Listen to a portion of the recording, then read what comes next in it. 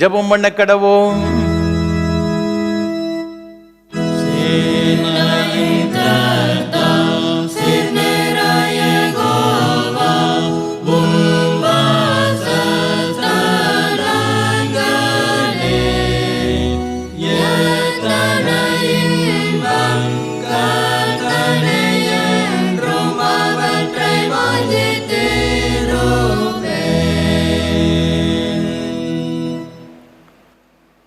நீ மிகவும் பிரியமானவன், ஆதலால் நீ வேண்டிக் கொள்ள தொடங்கின போதே கட்டளை வெளிப்பட்டது. உன்னை ரட்சிக்கும்படிக்கு நான் உன்னுடனே இருக்கிறேன் என்று கர்த்தர் சொல்லுகிறார். மகா பரிசுத்தமும் அன்பும் கிருபைகளும் நிறைந்த பரலோக பிதாவே, இந்த ஆசீர்வாதமான மனமகிழ்ச்சி நாளின் காலை திருவிருந்து ஆராதனைக்காக நன்றி செலுத்துகின்றோம். ஆண்டவர் தாமே இந்த ஆராதனை வேளையிலும் என் மத்தியில் எழுந்தருளி உம்முடைய பிரசன்னத்தினால் நிறைத்து இந்த ஆராதனை எங்கள் ஒவ்வொருவருக்கு ஆசீர்வாதமாயிருக்க உதவி செய்வீராக. விசேஷமாக அப்பத்தை பிட்கையிலே தம்மை வெளிப்படுத்தி உம்முடைய அன்பினாலும் கிருபையினாலும் எங்கள் ஒவ்வொருவரையும் நிறைத்து எங்களை ஆசீர்வதிக்க வேண்டும் என்று மீட்பர் இயேசு கிறிஸ்துவின் பரிசுத்த நாமத்தில் தாழ்மையோடு ஜெபிக்கிறோம் ஜீவனுள்ள நல்ல பிதாவே, ஆமென். ஆராதனைக்கு ஆரம்பமாக ஆண்டோடைய பரிசுத்த நாமத்துக்கு மகிமை உண்டாக. கீதம் 471 பாமாலை 295 பாடுவோம். அருள் மாறி எங்குமாக பெய்ய. கீதம் 471 பாமாலை 295 பாடுவோம்.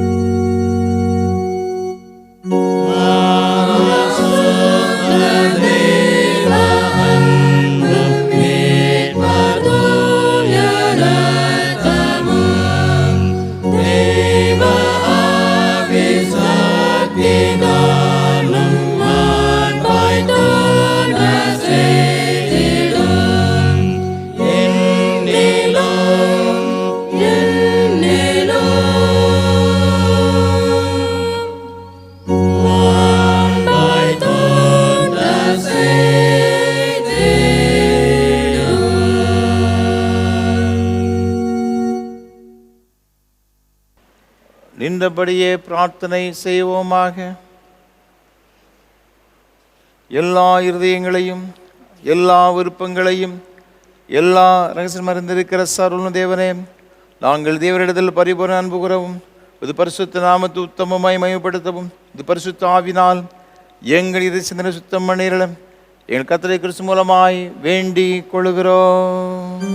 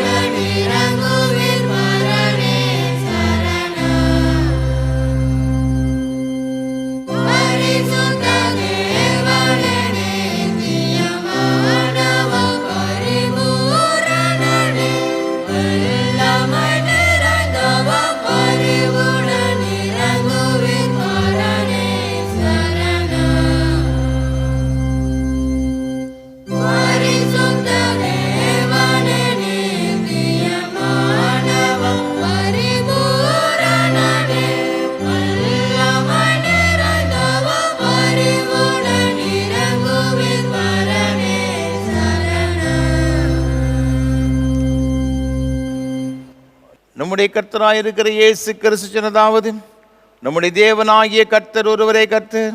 உன் தேவனாகிய கர்த்தரிடத்தில் உன் முழு இதயத்தோடும் முழு ஆத்துமாவோடும் உன் முழு மனதோடும் உன் முழு பலத்தோடு அன்பு கூறுவாயாக என்பதே பிரதான கற்பனை.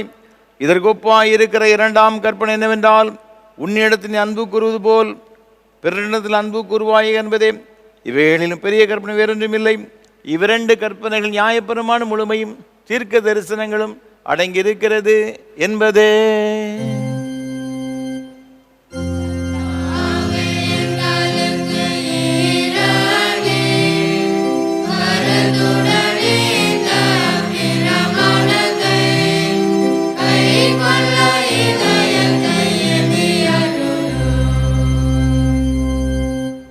பிரியமானவர்களே, நாம் இப்பொழுது தேவனுடைய மகா பரிசுத்த வசனத்தை கேட்கவும் ஆண்டவருடைய சரீரத்தையும் இரத்தத்தையும் பெற்றுக்கொள்ளவும் இங்கே கூடி வந்திருக்கிறோம். உத்தம மனஸ்தாபத்தோடும் உண்மையான விசுவாசத்தோடும் அவரிடத்தில் கிட்டி சேருவதற்காக தேவனுடைய கிருபையை தேடி முழங்கால் படியிட்டு மௌனமாக நம்மை நாமே சோதித்து அறிவோமாக. உங்கள் பாவங்கள் நிமித்தம் முழு இருதயத்தோடு உண்மையாய் மனஸ்தாபப்பட்டு பிறரது அன்பும் சிநேகமாயிருந்து இனி தேவனுடைய கற்பனைகளை கைக்கொண்டு புதிதாக்கப்பட்டவர்களாக அவருடைய பரிசுத்த மார்க்கத்தில் நடப்போம் என்று தீர்மானித்திருக்கிற நீங்கள் நமது ஆண்டவர் இயேசு கிறிஸ்துவின் மூலமாக சர்வ வல்லமையுள்ள கடவுளோடு ஒப்புரவாகும்படி உங்கள் பாவங்களை மனத்தாழ்மையாய் அறிக்கையிடுங்கள். மனதுருக்கத்தின் ஆண்டவரே, மனதுருக்கத்தின் ஆண்டவரே, விரோதமாகவும் எங்கள் சகோதர சகோதரி விரோதமாகவும் பாவம் செய்கிறோம். கிறிஸ்துவின் நாமத்தை சொல்லியும் தீமை விட்டு விலகவில்லை. இயேசு கிறிஸ்து காட்டிய நீதி வழியில் உண்மை நாங்கள் உண்மையாக பின்பற்றவில்லை. உம்முடைய விடுதலை அருள் பணியில் உலகிலோடு நாங்கள் சேர்ந்து செயலாற்றுகிறோம். கிருபை நிறைந்த ஆண்டவரே, உம்முடைய மிகுந்த இரக்கத்தினால் பாவமரங்களை சுத்திகரியும். உம்முடைய பரிசுத்தாவியினால் விடுதலை பெறவும் புது ஜீவன் உள்ளவர்களாய் வாழவும் உம்மோடும் சக மனிதரோடும் சமாதானத்தோடு வாழவும் அருள் புரிந்துள்ளோம். ஆமென். இயேசு கிறிஸ்துவின் மூலமாக கடவுளுடன் உண்மையாய் மணந்திருக்கிற யாவருக்கும் அருளப்படுகிற கிருபை நிறைந்த தேவசனத்தை கேளுங்கள். உங்கள் பாவங்கள் சிவரந்து இருந்தாலும் உறைந்த மலையை போல் வெண்மையாகும். அவைகள் இரத்தாம்பர சிவப்பாயிருந்தாலும் பஞ்சை போலாகும். வருத்தப்பட்டு பாரம் சுமக்கிறவர்களே, நீங்கள் எல்லாரும் என்னிடத்தில் வாருங்கள், நான் உங்களுக்கு இளைப்பாறுதல் தருவேன். தேவன் தம்முடைய ஒரே பேரான குமாரனை விசுவாசிக்கிறவன் எவனோ அவன் கெட்டு போகாமல் நிதிஜீவன் அடையும்படிக்கு அவரை தந்தருளி இவ்வளவாய் உலகத்தில் அன்பு கூர்ந்தார். பாவிகளை ரட்சிக்க கிறிஸ்து இயேசு உலகத்தில் வந்தார் என்கிற வார்த்தை உண்மையும் எல்லா அங்கீகரிப்புக்கும் பாத்திரமானது.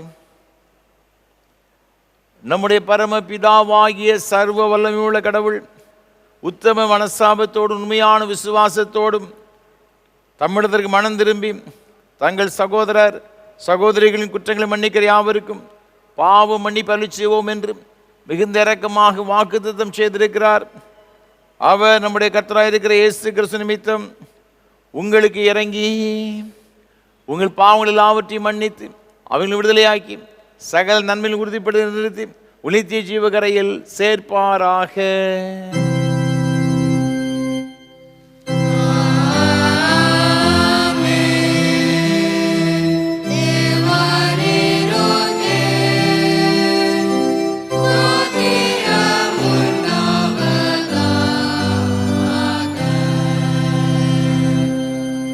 கர்த்தர் உங்களோடு இருப்பாராக.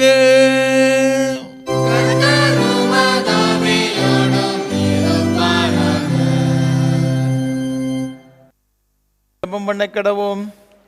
கிறிஸ்து உயிர்த்தெழுந்த நாளுக்கு பின்வரும் 4ஆம் ஞாயிற்குரிய சுருக ஜெபம்.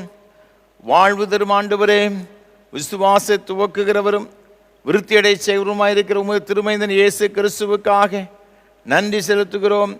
உம்மையும் திருக்குமாரனையும் விசுவாசிக்கவும் உண்மை எது என முழுமையாய் அறிந்து கொள்ளவும் அவர் எங்களுக்கு கற்பித்து கொடுத்துள்ளார். மாயையிலிருந்து விடுபட்டு அவர் காட்டும் உண்மை வழியில் நடந்திட நல்ல உள்ளத்தை எங்களுக்கு தந்திரள வேண்டும் என்று ஆண்டவர் இயேசு கிறிஸ்துவின் மூலமாய் வேண்டிக் கொள்ளுகிறோம்.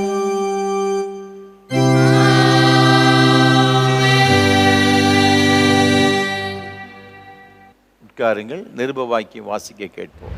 வாசிக்கும்படியாக கொடுக்கப்பட்டுள்ள நிருப வாக்கியம் அப்போஸ்தலனாகிய பரிசுத்த பவுல் எபேசிய திருச்சபைக்கு எழுதின நிருபம் 2ஆம் அதிகாரம் 1வது வசனம் முதல் 10ஆம் வசனம் வரை. எபேசியர் 2ஆம் அதிகாரம் 1வது வசனம் முதல். அக்கிரமங்களினாலும் பாவங்களினாலும் மரித்தவர்களாயிருந்த உங்களை உயிர்ப்பித்தார். அவைகளில் நீங்கள் முற்காலத்திலே இவ்வுலக வழக்கத்திற்கு ஏற்றபடியாகவும் கீழ்ப்படியாமையின் பிள்ளைகளிடத்தில் இப்பொழுது கிரியை செய்கிற ஆகாயத்து அதிகார பிரபுவாகிய ஆவிக்கு ஏற்றபடியாகவும் நடந்து கொண்டீர்கள். அவர்களுக்குள்ளே நாம் எல்லாரும் முற்காலத்திலே நமது மாம்ச இச்சையின்படியே நடந்து நமது மாம்சமும் மனசும் விரும்பினவைகளை செய்து சுவாபத்தினாலே மற்றவர்களைப் போல கோபாக்கினையின் பிள்ளைகளாயிருந்தோம். தேவனோ இரக்கத்தில் ஐஸ்வர்யமுள்ளவராய் நம்மில் அன்பு கூர்ந்த தம்முடைய மிகுந்த அன்பினாலே அக்கிரமங்களில் மரித்தவர்களாயிருந்த நம்மை கிறிஸ்துவுடனே கூட உயிர்ப்பித்தார். கிருபையினாலே இரட்சிக்கப்பட்டீர்கள். கிறிஸ்து இயேசுவுக்குள் அவர் நம்மிடத்தில் வைத்த தயவினாலே தம்முடைய கிருபையின் மகா மேன்மையான ஐஸ்வர்யத்தை வரும் காலங்களில் விளங்கச் செய்வதற்காக கிறிஸ்து இயேசுவுக்குள் நம்மை அவரோடே கூட எழுப்பி உன்னதங்களிலே அவரோடே கூட உட்காரவும் செய்தார். கிருபையினாலே விசுவாசத்தை கொண்டு இரட்சிக்கப்பட்டீர்கள். இது உங்களால் உண்டானதல்ல, இது தேவனுடைய ஈவு. ஒருவரும் பெருமை பாராட்டாதபடிக்கு இது கிரியைகளினால் உண்டானதல்ல. ஏனெனில் நற்கிரியைகளை செய்கிறதற்கு நாம் கிறிஸ்து இயேசுவுக்குள் சிருஷ்டிக்கப்பட்டு தேவனுடைய செய்கைகளாயிருக்கிறோம். அவைகளில் நாம் நடக்கும்படி அவர் முன்னதாக அவைகளை ஆயத்தம் பண்ணியிருக்கிறார் என்பது. நிருப வாக்கியம் வாசித்து முடிந்தது.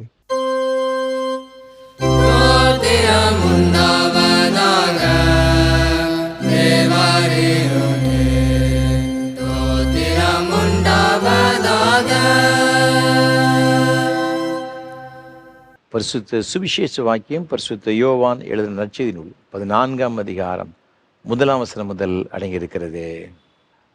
பரிசுத்த யோவான் எழுதின நற்செய்தி நூல் 14ஆம் அதிகாரம் 1ஆம் வசனம் முதல் 7ஆம் வசனம் வரை அடங்கியிருக்கிற தேவனுடைய வார்த்தையை கேளுங்கள். உங்கள் இருதயம் கலங்காதிருப்பதாக.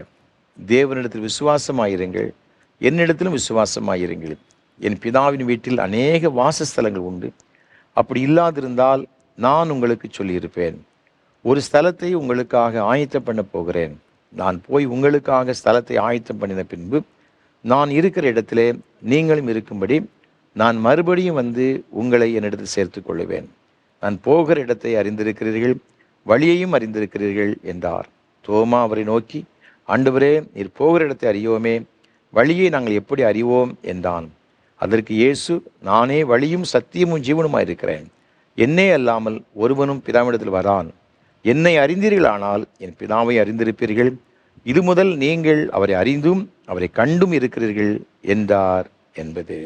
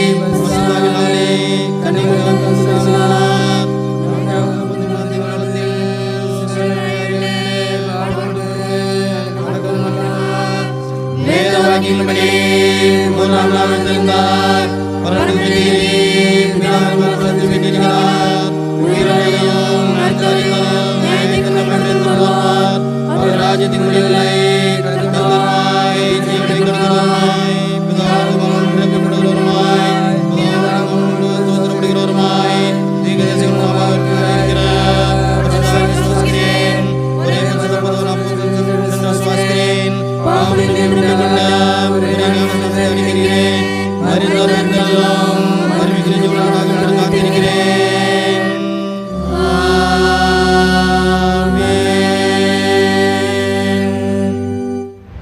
கர்த்தரும் உலக ரட்சகருமான இயேசு கிறிஸ்துவின் ஈடை நேற்று நாமத்தினாலே திருநெல்வேலி திருமணம் கல்லடைக்குறிச்சி சிஎஸ்ஐ கிறிஸ்து ஆலயத்தின் சார்பாக இந்த ஆராதனை வேளையில் பங்கு பெறும்படி வந்திருக்கிற அனைவரையும் அன்போடு கூட வாழ்த்துகிறேன், வரவேற்கிறேன். ஆண்டுடைய கிருபையும் ஆசீர்வாதமும் உங்களோடு கூட எப்பொழுதும் நிலைத்திருப்பதாக.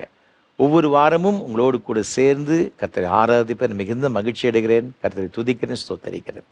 விசேஷமாக இந்த நல்ல வாய்ப்புகளை ஒவ்வொரு வாரமும் நமக்கு தந்து கொண்டு வருகிற நம்முடைய அன்பிற்கும் மரியாதைக்கும் உரிய அருமையான ஐயா சாது சுந்தர் செல்வராஜ் அவர்களுக்காக உள்ளத்தின் ஆழத்திலிருந்து கர்த்தரை துதிக்கிறேன், ஸ்தோத்தரிக்கிறேன். நம்ம எல்லாரும் ஆண்டோடைய ஆசீர்வாதங்களை பெற்றுக்கொள்ள வேண்டும், ஆராதனுடைய மேன்மையான நன்மைகளை பெற்றுக்கொள்ள வேண்டும் என்ற ஒரு பெரிய வாஞ்சையோடு தரிசனத்தோடு கூட சாது ஐயா அவர்கள் நமக்கு இதை ஏற்படுத்தி கொடுத்திருக்கிறார்கள்.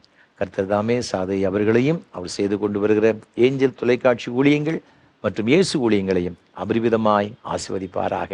நம்முடைய தனி ஜபங்களிலே, குடும்ப ஜபங்களிலே சாது ஐயா அவர்களுக்காக அப்படி ஊழியங்களுக்கு ஜபிப்போம். ஆண்டோடைய ஆசீர்வாதங்களை நாம் பெற்றுக்கொள்வோம்.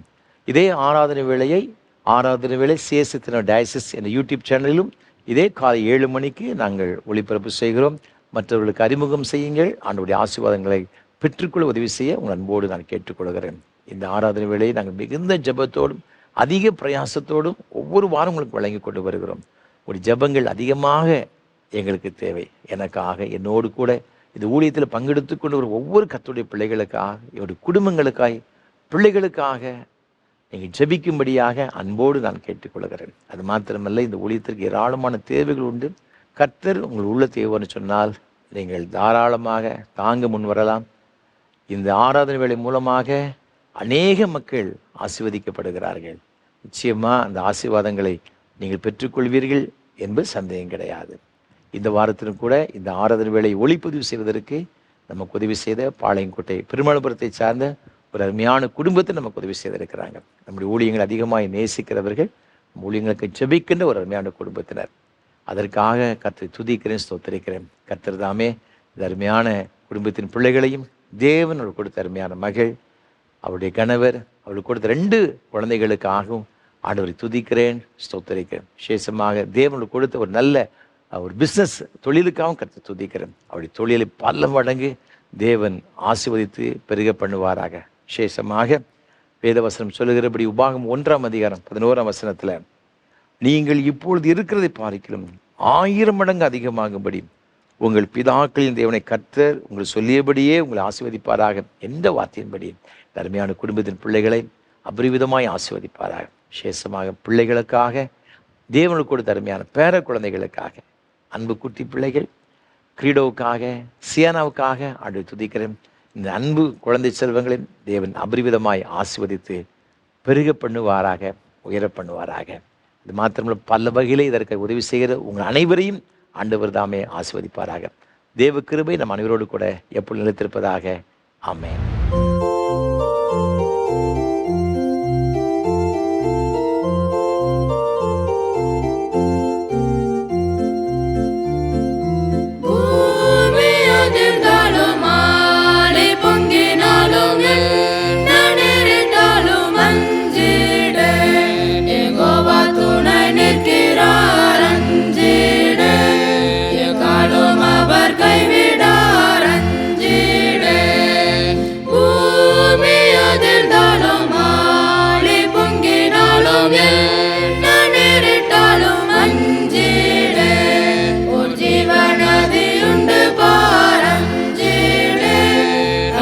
சந்தோஷம் செய்கிறார் அஞ்சிடே.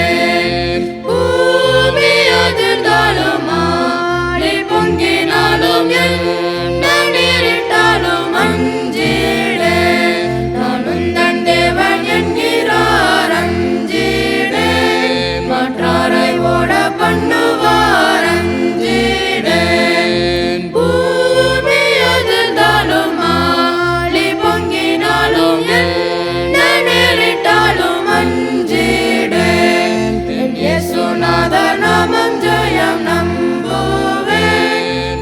சுநாதர் நாமம் ஜெயம் நம்புவேன்.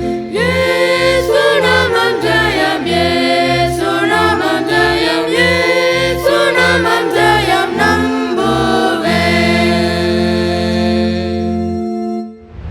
கர்த்தர் நம்மோடு கூட பேசும்படியாக நாம் ஜெபம் செய்வோம். பரிசுத்த பிதாவே, உம்முடைய திருவார்த்தைகளை கேட்க வந்திருக்கிறோம். எங்கள் ஒவ்வொருவரோடு கூட பேசும் ஆண்டவரே. இன்றைக்கு நாங்கள் கற்றுக்கொள்கிற உம்முடைய வேத வசனங்கள் எங்கள் ஒவ்வொருடைய ஆவி, ஆத்மா, சரீரத்திற்கு மிகவும் பிரயோஜனமாக இருக்கவும், இந்த வேத வசனங்களின்படி நாங்கள் உம்முடைய சமூகத்திலிருந்து மேன்மையான ஆசீர்வாதங்களை தனிப்பட்ட வாழ்விலும், குடும்பத்திலும், பிள்ளைகள் வாழ்விலும் பெற்றுக்கொள்ள கர்த்தர் உதவி செய்யும்படி ஜெபிக்கிறோம். என்னை மறைத்து எங்கள் ஆண்டவர் வெளிப்படுவீராக. இயேசு கிறிஸ்துவின் பரிசுத்த நாமத்தை ஜெபிக்கிறோம் தூய பிதாவே, ஆமென். மீண்டும் உங்கள் அனைவரையும் அன்போடு வாழ்த்துகிறேன். ஆண்டவருடைய கிருபை, ஆசீர்வாதம் உங்களோடு கூட எப்பொழுதும் நிலைத்திருப்பதாக. இன்றைக்கு நாம் சிந்திக்கும்படியாக நமக்கு கொடுக்கப்பட்டிருக்கின்ற தியான பொருள் கிறிஸ்துவில் விசுவாசம். ஆண்டவரிடத்தில் நம்ம எல்லாரும் விசுவாசமாக இருக்க வேண்டுமா? ஆதாரமாக தெரிந்து கொண்ட வேத வசனம் நாம் சுவிசேஷ வாக்கியமாக வாசிக்கின்ற வேத பகுதியாகிய பரிசுத்த யோவான் எழுதின நற்செய்தி நூல் 14ஆம் அதிகாரம் 1ஆம் வசனம். உங்கள் இருதயம் கலங்காதிருப்பதாக, தேவனிடத்தில் விசுவாசமாயிருங்கள், என்னிடத்திலும் விசுவாசமாயிருங்கள். ஆண்டவராக இருக்கிற இயேசு கிறிஸ்து ராபோஜனம் பண்ணின அன்றைய ராத்திரியிலே வேளையிலே தம்முடைய சீசர்களோடு கூட அநேக காரியங்களை பகிர்ந்து கொண்டார் என்பதாக வேதத்திலே நாம் பார்க்கிறோம். நீங்கள் யோவான் எழுதின சுவிசேஷம் 13ஆம் அதிகாரம் முழுவதும் நீங்கள் வாசித்து பார்க்கும் பொழுது ஆண்டவராக இருக்கிற இயேசு கிறிஸ்து தாம் மரணமடைய போகிறதையும், நீங்கள் கொஞ்ச காலம் என்னை காண்பீங்க, திருப்பி பார்க்க மாட்டீங்க என்பதை குறித்து, தன்னுடைய மரணத்தை குறித்து இலைமறை காயாக பல காரியங்களை அவர் சொல்லி கொண்டு வந்ததை அவர் சொல்லுகின்றதை பார்க்கிறோம். இதெல்லாம் கேட்ட உடனே இந்த சீசர்களுக்கு ஒன்றுமே புரியவில்லை. அவங்க ரொம்ப சோர்வடைந்து விட்டாங்க.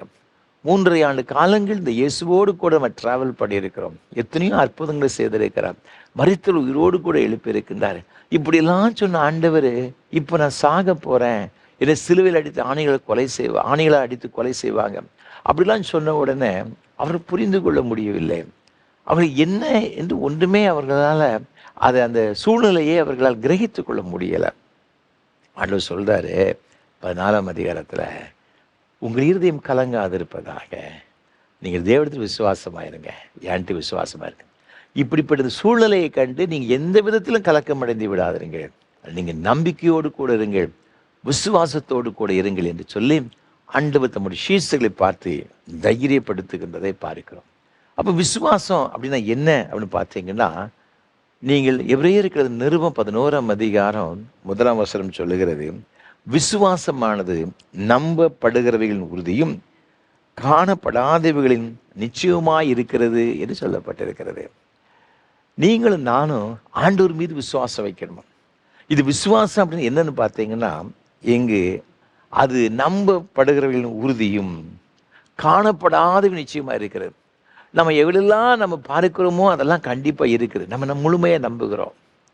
நம்ம வீட்டில் எத்தனையோ பொருட்கள் இருக்கிறது, டிவி இருக்கிறது, டேபிள் இருக்கிறது, இன்னும் எத்தனையோ பொருட்கள் இருக்கிறது. இதெல்லாம் இருக்குது, நான் நம்புகிறோம், எல்லாம் பார்த்து கொண்டு இருக்கிறோம். ஆனால் இந்த விசுவாசம் என்ன பண்ணுவோம், இதே போல் நம்ம இனி பார்க்கலாம் செய்யலாம், பார்த்துக்கிடுங்க.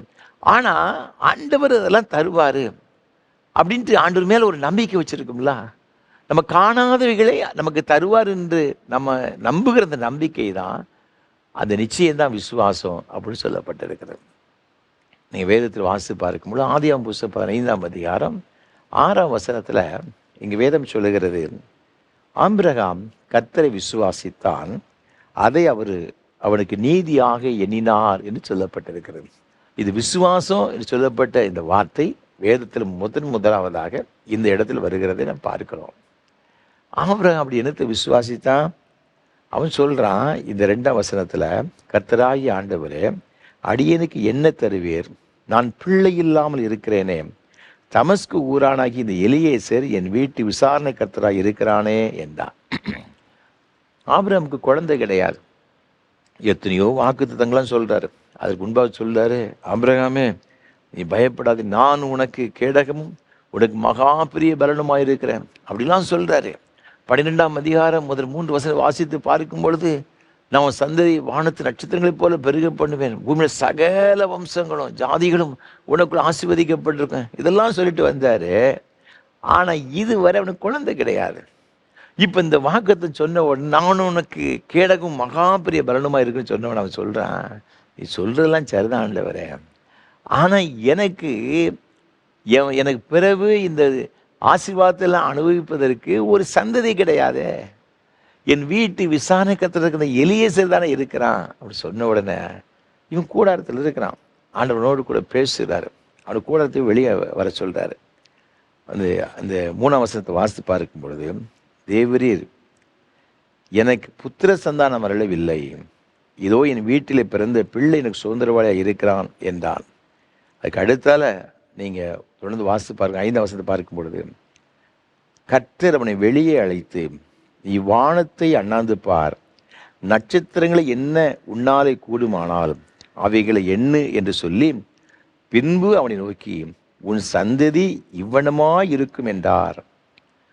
அவன் கர்த்தரை விசுவாசித்தான், அதை அவர் அவனுக்கு நீதியாக எண்ணினார்.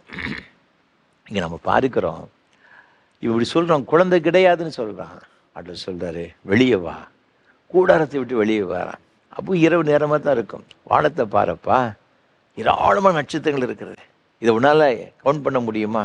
முடியாத ஆண்டவரே, இதை போல உன்னுடைய சந்ததியை பெருக பண்ணுவேன். இவன் வயதாகி விட்டதுங்க, சாராளுக்கும் வயதாகி விட்டது, கற்பம் செத்து போன ஒரு நிலைமை, குழந்தை பிறப்பது வாய்ப்பு கிடையாது. ஆண்டவர் சொன்னாரு, இதே மாதிரி பெருக பண்ணுவேன். சிங்கிள் குழந்தைக்கு வாய்ப்பு இல்லை, ஆனால் நட்சத்திரங்கள் போல பெருக பண்ணுவேன்னா எப்படிங்க நம்ம பிலீவ் பண்ண முடியும்? ஆனால் விசுவாசித்தான். வசனம் அதைத்தான் சொல்லுகிறது, கர்த்தர் அதை அவனுக்கு நீதியாக எண்ணினார். அன்பான ஆண்டவருடைய பிள்ளைகளே, நீங்களும் நானும் விசுவாசிக்க வேண்டும். ஒருவேளை நம்ம விசுவாசிக்க வேண்டிய காரியங்கள் அதாவது காணப்படுகிறவைகளை நம்ம கண்ணால் பார்க்க முடியல எனக்கு வரும், அதெல்லாம் நமக்கு அது விசுவாசம் கிடையாது. காணாதது ஆனால் கிடைக்கும் அப்படின்னு நம்ம நம்புகிறோம் பார்த்தீங்களா, அதுதான் விசுவாசம். பார்த்துக்கிடுங்க, நிச்சயமாக நமக்கு தருவார், நிச்சயமாக இந்த தேவன் நமக்கு இதை செய்வார், இந்த அற்புதம் செய்வார். சில தினங்களுக்கு முன்பாக என்னுடைய திருச்சபையின் சார்பாக ஒரு சின்ன ஒரு கிராமம், மேலே எருமாள்புரம் என்று ஒரு கிராமம் இருக்குது. பார்த்துக்கணும், எங்களுடைய கிராமத்தை சுற்றி பல கிராமங்கள் இருக்கிறது. இது திருச்சபை சார்ந்த அருமையான சகோதர சகோதரிகள் இது சின்ன கிராமங்களில் போய் என்ன செய்வாங்கன்னா விபிஎஸ் ஊழியங்கள் செய்வாங்க. 5 நாட்கள் சின்ன கிராமங்களில் போய் மாலை வேளையில் போய் ஊழியம் செய்வாங்க. அவ்வாறு இந்த 5ஆம் நாள் நிறைவிலே நான் அந்த பிள்ளைகளெல்லாம் பார்க்க நான் சென்றிருந்தேன். அவர்களுக்கு கிறிஸ்மஸ் பரிசுகளை கொடுத்து அந்த விபிஎஸ்க்கு சிறப்பு பரிசுகளை கொடுத்து அந்த பிள்ளைகளுக்கு சில ஆண்டுடைய வார்த்தைகளை சொல்லி உற்சாகப்படுத்துவது என்னுடைய வழக்கம். நான் அவ்வாறு சென்றிருந்த பொழுது ஒரு 7 வயது இருக்கும் ஒரு சின்ன ஒரு பையன், அந்த கிட்டத்தட்ட ஒரு 20-25 பேர் அந்த பிள்ளைகள் படித்து கொண்டுதாங்க. சின்ன கிராமம், ஒவ்வொரு கிராமத்துலேயா போய் சின்ன சின்ன பகுதிகளில் போய் நாங்கள் 25 பேர் 30 பேர் 50 பேர்லாம் இருப்பாங்க, எல்லாம் நான் கிறிஸ்டியன்ஸு. அப்போ அந்த பிள்ளைகளுக்கு இந்த 5 நாட்கள் இந்த 4 நாட்கள் அந்த பிள்ளைகளுக்கு ஆண்டவர் பற்றி சொன்ன உடனே அந்த 7 வயது அருமையான ஒரு பிள்ளை ரக்ஷாஸ்ரீ, அந்த பையனுடைய பேர் பார்த்துக்கிடுங்க, அவனுக்கு ஒரு சின்ன ஒரு தம்பி இருக்கிறான். திடீரென்று உடம்பெல்லாம் பயங்கரமான ஒரு அப்படியே தடிப்பு வந்து விட்டது, வீக்கமாகி விட்டது. பக்கத்து சின்ன கிராமம், ஏழை மக்கள் ஒரு அரசு மருத்துவமனையில் அந்த குழந்தையை அட்மிட் பண்ணி ட்ரீட்மெண்ட் எடுத்துக்கிட்டு இருக்காங்க. 1 வாரம் ஆச்சு சேர்த்து, குழந்தை சுகமாகலை. இந்த பையன் சொல்கிறான், அந்த விபிஎஸ் எடுத்துகிட்டு வந்த என்னுடைய அருமையான சகோதரர் சொல்கிறாங்க, அண்ணே நீங்கள் என்னுடைய தம்பிக்காக ஜெபம் பண்ணுங்க, ஏசப்பா என்ன செய்வார்னா சுகம் கொடுப்பாரு. இந்த சின்ன பையன் சொன்னது என்ன, அந்த அன்னைக்கு அந்த என்னுடைய சகோதரர்கள், அங்கே ஊழியம் செய்த சகோதரர்கள் சேர்ந்து அந்த குட்டி தம்பிக்காக ஜெபம் பண்ணாங்க. பார்த்துக்கிடுங்க, ஜெபம் பண்ணி முடித்தாங்க. அன்றைக்கு சாயங்காலத்தில் அவனுக்கு பரிபூர்ணமான சுகம் கிடைச்சிது. மறுநாள் வீட்டுக்கு வந்துட்டான். மறுநாள் ஃபைனல் டே ப்ரோக்ராம். அந்த குட்டி தம்பி மாத்திரம் கிடையாது, அவனுடைய தாய், அது மாத்திரமல்ல ஆஸ்பத்திரியில் பலவீனமாக இருந்தான் அல்லவா, அந்த குழந்தையும் தூக்கி கொண்டு அந்த பிபிஎஸ் ஃபைனல் டேக்கு வந்துட்டாங்க. எவ்வளோ ஒரு சந்தோஷமான ஒரு காரியம் பாருங்க. இது சின்ன பையனுக்கு இருந்த ஒரு நம்பிக்கைங்க. அவனுக்கு தெரியும் டாக்டரால் முடியலை, 1 வாரம் ஆச்சு, சுகம் அடையலை. அவன் இந்த இயேசப்பாவை பற்றி கேட்டு கேட்டு அவனுக்கு ஒரு நம்பிக்கை, ஒரு விசுவாசம். ஆண்டவர்கிட்ட கேட்டா அவன் தம்பிக்கு நிச்சயம் ஆண்டவர் சுகத்தை கொடுப்பாரு. தேவன் விசுவாசத்தை கனப்படுத்துறாருங்க, அங்கீகரித்தார். ஒரு அந்த தாயை பார்த்து கேட்டேன், என்னம்மா நடந்துச்சு? உண்மைதான் ஃபாதர், என் பிள்ளை 1 வாரம் ஹாஸ்பிட்டல் இருந்துச்சு. நேற்று நீங்கள் ஜெபம் பண்ணாங்கன்னு சொன்னாங்க, அன்றைக்கு சுகமாயிட்டு. நாங்கள் தான் வந்திருக்கிறோம் இந்த பிபிஎஸ்க்கு. தேவன் பெரியவருங்க. ஆண்டவருடைய விசுவாசத்தை கனப்படுத்துகிறவர், அங்கீகரிக்கிறவர். அதில் அவர் பிரியமாக இருக்கு. விசுவாசம் இல்லாமல் தேவனுக்கு பிரியமாக இருப்பது என்பது கூடாத காரியம். நம்முடைய கிறிஸ்துவ வாழ்க்கை விசுவாசத்தில் தாங்க இருக்கிறது. நம்ம இயேசுவை பார்த்துருக்கிறோமா? இல்லை. ஆனாலும் ஒரு நம்பிக்கை, இயேசு எனக்காய் மரித்தார். அந்த நம்பிக்கையில், அந்த விசுவாசத்தில் தான் நாம் ஓடிக்கொண்டிருக்கிறோம். வசனம் சொல்லுகிற விசுவாசத்தை துவக்கிறவரும் முடிக்கிறவருமா இருக்கிற இயேசுவை நோக்கி பொறுமையோடு கூட ஓடி வரும்படியாக நீங்களும் நான் அழைக்கப்பட்டிருக்கிறோம். தைரியமாயிருங்கள். ஆண்டவர் நம்மிடத்தில் எதிர்பார்ப்பது இந்த விசுவாசம். ஆபிரகாம் இடத்தில் அந்த விசுவாசத்தை எதிர்பார்த்தார், இருந்துச்சு. தேவன் அவனை பெருக பண்ணினார், நட்சத்திரங்களைப் போல பெருக பண்ணினார். ஆண்டவர் முதிர் வயதில் அவனுக்கு ஒரு அருமையான ஒரு குழந்தையை கொடுத்தார் என்று பார்க்கிறோம். இன்றைக்கு இது விசுவாசத்தின் மூலமாக தேவன் தருகிற ஆசீர்வாதங்களை ஒரு சில காரியங்கள் நான் உங்களோடு கூட பகிர்ந்து கொள்ள நான் விரும்புகின்றேன். முதல்ல நீங்கள் பார்க்கும் பொழுது தேவன் நமக்கு தருகிற ஒரு ஆசீர்வாதம் என்ன? எபேசியர் நிருபம் 2ஆம் அதிகாரம் 8ஆம் வசனம் சொல்லுகிறது, கிருபையினாலே விசுவாசத்தை கொண்டு ரட்சிக்கப்பட்டீர்கள். இது உங்களால் உண்டானதல்ல, இது தேவனுடைய ஈவு. இது விசுவாசம் நமக்கு எதை தருகிறதுன்னு பார்த்தீங்கன்னா, ஒரு ரட்சிப்பை கொடுக்கிறது, ஒரு மீட்பை கொடுக்கிறது. இந்த ரட்சிப்பு என்பது என்ன? மீட்பு. எதிலிருந்து மீட்பு? நீங்கள் கொலோசியர் நிருபம் 1ஆம் அதிகாரத்தில் 13ஆம் வசனத்தை பாருங்க. இருளின் அதிகாரத்தில் நின்று நம்மை விடுதலையாக்கி தமது அன்பின் குமாரனுடைய ராஜ்யத்திற்கு உட்படுத்தினவருமாய் இருக்கிற பிதாவை ஸ்தோத்திரிக்கிறோம். இங்க வசனம் சொல்ல, இருளின் அதிகாரங்கள்லேருந்து ஆண்டவர் விடுதலையாக்குறார். இது எப்படி கிடைக்குது பார்த்தீங்கன்னா, 22ஆம் வசனம் சொல்லுகிறது, நீங்கள் கேட்ட சுவிசேஷத்தினால் உண்டாகும் நம்பிக்கையை விட்டு அசையாமல் ஸ்திரமாயும் உறுதியாயும் விசுவாசத்திலே நிலைத்தீர்களானால் அப்படி ஆகும். அப்போ நம்ம சுவிசேஷத்தை கேட்குறோம். அந்த சுவிசேஷத்தை கேட்டு அது விசுவாசமாக இருக்கும் பொழுது தேவன் என்ன செய்கிறான்னு பார்த்தீங்கன்னா, நம்ம இருளின் வல்லமைகளிலிருந்து நம்ம விடுதலையாக்குகின்றார். அந்தகாரத்தின் வல்லமையில் நம்ம விடுதலையாக்குகிறார். இப்போ இந்த அந்தகாரத்தின் கிரியைகள் என்ன அப்படின்னு நீங்கள் பார்த்தீங்கன்னா, அதைத்தான் பேதுரு சொல்கிறாரு. 1 பேதுரு 4ஆம் அதிகாரம் 3ஆம் வசனத்தில், சென்ற வாழ்நாள் காலத்திலே நாம் புறஜாதிகளுடைய இஷ்டத்தின்படி நடந்து கொண்டது போதும். அப்பொழுது நாம் காம விகாரத்தையும் துரிச்சைகள் நடப்பித்து மதுபானம் பண்ணி களியாட்டி செய்து வெறி கொண்டு அருவருப்பான விக்கிரக ஆராதனையை செய்து கொண்டு வந்தோம். அதை குறித்து அவர் சொல்கிறாரு, அது துன்மார்க்கமான உலையிலே நாம் சிக்கி கொண்டிருந்தோம். இப்படிப்பட்ட இருளின் காரியத்தில் நம்ம ஒரு நாள் அடிமைப்பட்டிருந்தோம். அதுலேருந்து எப்போ மீட்கப்படுகிறோம் அப்படின்னு பார்த்தீங்கன்னா, நம்ம ஆண்டவருடைய சுவிசேஷ வசனத்தை கேட்டு அதில் நம்ம விசுவாசத்தில் நாம் உறுதியாக நிலைத்திருக்கும் பொழுது ஆண்டவர் நமக்கு என்ன செய்கிறான்னு பார்த்தீங்கன்னா, ஒரு பெரிய ஒரு விடுதலை, ஒரு பெரிய மீட்பை ஆண்டவர் நமக்கு என்ன செய்கிறார்னா தருகிறாரு. அப்போ இந்த இயேசு கிறிஸ்துவினால் வருகின்ற ஒரு விலையேறப்பெற்ற ஒரு ஆசீர்வாதம் என்ன அப்படின்னு பார்த்தீங்கன்னா, அந்த ரட்சிப்பு.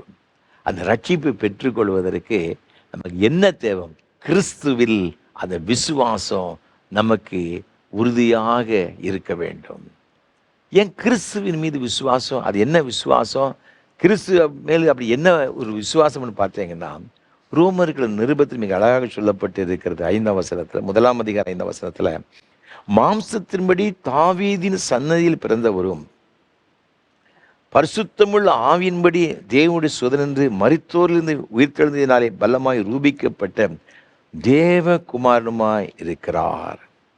இப்போ இங்கே வசனம் மிக அழகாக சொல்லுகிறது, மாம்சத்தின்படி தாவீதின் சந்ததியில் வந்த ஆண்டவராக இருக்கிற இயேசு கிறிஸ்து, அவர் மீது என்ன செய்யுன்னு பார்த்தீங்கன்னா 7ஆம் வசனத்தில், தமது நாமத்து நிமித்தம் விசுவாசத்திற்கு கீழ்ப்படிய பண்ணும் பொருட்டு, அந்த விசுவாசத்துக்கு நம்ம கீழ்ப்படியும் பொழுது, இயேசுதான் மீட்பர் என்று நாம் விசுவாசிக்கும் பொழுது நமக்கு என்ன கிடைக்கிறது பார்த்தீங்கன்னா, விலையேறப்பட்ட ரட்சிப்பு கிடைக்கிறது. இன்றைக்கு நம்ம எல்லாரும் கிறிஸ்தவர்களாக இருக்கிறோம். இயேசு இந்த உலகத்தில் வந்தார், அதெல்லாம் நம்ம நம்புகிறோம். ஆனால் ஆண்டவர் என்ன எதிர்பார்க்காருன்னு பார்த்தீங்கன்னா, நம்முடைய வாழ்விலே நம்ம முற்றிலுமாக ஆண்டவர் மீது நம்பிக்கை வைத்து, என்னை இப்படிப்பட்ட எல்லா விதமான பாவத்தின் வல்லமையிலிருந்து விடுவிப்பார் என்ற ஒரு முழு நம்பிக்கை நம்ம மேலே அவர் மேலே வைக்கும் பொழுது, அந்த விசுவாசம் நமக்குள்ள இருந்தால் மாத்திரம்தான் இந்த இருளின் வல்லமையிலிருந்து நாம் முழுமையான ஒரு விடுதலையை பெற்றுக்கொள்ள முடியும். இன்றைக்கு ஏன் நிறைய பேர் அதை பெற்றுக்கொள்ள முடியாமல் இருக்குன்னு பார்த்தீங்கன்னா, ஆண்டவரை தெரிந்திருக்கிறது, அறிந்திருக்கிறது வேறங்க. அவர் மீது முழு நம்பிக்கையை வைக்க வேண்டியது மிக மிக முக்கியமானது. அது மிக மிக குறைவானது. என்னுடைய நண்பர் ஒருவர் இருந்தார். நாங்கள் ஒரே ஊரை சார்ந்தவர்கள், 1வது வகுப்பிலிருந்து ஒன்றாய் படித்தவர்கள். ஒரு நெருங்கிய ஒரு நண்பர் பார்த்துக்கிடுங்க. நான் கல்லூரி படித்து முடித்தேன், அவர் ஆசிரியர் பயிற்சியெல்லாம் படித்து முடித்தார். 2 பேரும் ஒன்றா தான் சாப்பிடுவோம், ஒன்றா தான் ஊரை சுற்றுவோம். ஒரே தவறான காரியங்களை தான் நாங்கள் செய்து கொண்டு இருப்போம் பார்த்துக்கிடுங்க. ஒரு நாள் என்னிடத்தில் வந்தான். இப்போ மனசு ரொம்ப கஷ்டமாக இருக்குது, பாரமாக இருக்குது, என்ன செய்ய அப்படின்ட்டு அவன் பேசி கொண்டு இருந்தான். நான் சொன்னேன்ப்பா, நம்ம பண்ணுத அட்டூழியத்துக்கு எல்லாம் வரத்தான் செய்யும். ஆனால் ஒரு ஊழியக்காரர் ஒருத்தர் இருக்கிறாரு, அவர் ஜெபம் பண்ண சரியாயிரும். நம்ம போய் அவர்கிட்ட போய் பார்ப்போம். அவர் அதற்கு முன்பு பல முறை என்னுடைய சின்ன கிராமத்திற்கு ஊழியம் செய்திருக்கிறார். நானும் என்னுடைய நண்பனும் அவரை பார்த்து பேசுகிறோம். அவர் சொன்னார், இப்போ நீங்கள் பண்ணுத பாவத்திற்கு, அட்டூழியத்திற்கு உங்களெல்லாம் உடனே நரகத்தில் ஒதுக்கி போட்டிருக்கணும். ஏதோ ஆண்டவர் கிருபையாக ஒன்று வச்சிருக்கிறாரு. நாங்கள் சொன்ன இந்த பாவத்திலிருந்து விடுதலை பெற முடியலையே, மனசு ரொம்ப வேதனையாக இருக்கிறது. ஆமாம், பாவம் செய்தால் மனசு பாரமாக தான் இருக்கும், சமாதானம் எப்படி வரும்? துன்மார்க்கனுக்கு சமாதானம் கிடையாது அப்படின்னு வசனம் இருக்குது. அப்போ இதுக்கு நான் என்ன செய்ய? அவர் சொன்னார், ஆண்டவர் மீது நம்பிக்கை விசுவாசம் வைங்க. அதுதான் எங்களுக்கு ஆண்டவர் இருக்கிறத நாங்கள் நம்புகிறோமே. வாழ்க்கை முழுவதுமாய் ஆண்டவர் மீது ஆண்டவரத்தில் ஒப்பு கொடுத்து அவர் மீது நம்பிக்கையாயிரு. அவரே உன் பாவங்களுக்காக இரத்தத்தை சிந்தினார் என்று சொல்லி விசுவாசித்து முழு நம்பிக்கையோடு கூட, ஆண்டவரே உன் இரத்தத்தின் பாவங்களை கழுவும் என்று சொல்லி நீ விசுவாசத்தோடு கூட ஜெபம் பண்ணு. நீ என்னைக்காவது செய்திருக்கியா? இல்லை, நாங்கள் இப்படிலாம் செய்தது கிடையாது, நீ அப்படி செய் எங்களுக்கு சொல்லி கொடுத்தார். நாங்கள் மனதார் ஆண்டோடைய சமூகத்தில் எங்களை ஒப்பு கொடுத்தோம். அதற்குன்பாக எத்தனையோ முறைகள் எங்களுடைய பாவத்திலிருந்து நாங்கள் விடுதலை பெறும்படியாக முயற்சித்து முயற்சித்து முயற்சித்து தோல்விதான் கண்டடைந்தோம்.